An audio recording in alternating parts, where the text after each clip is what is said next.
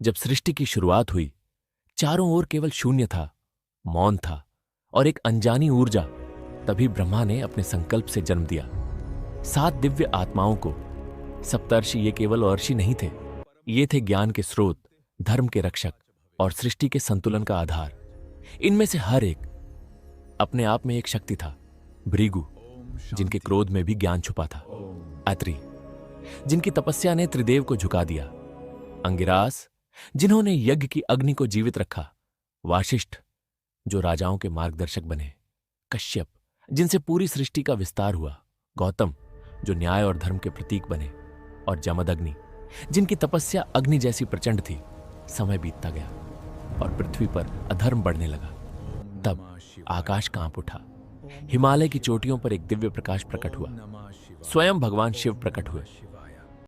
उन्होंने सप्तर्षियों की ओर देखा और कहा, तुम्हारा ज्ञान ही इस संसार को अंधकार से बाहर लाएगा।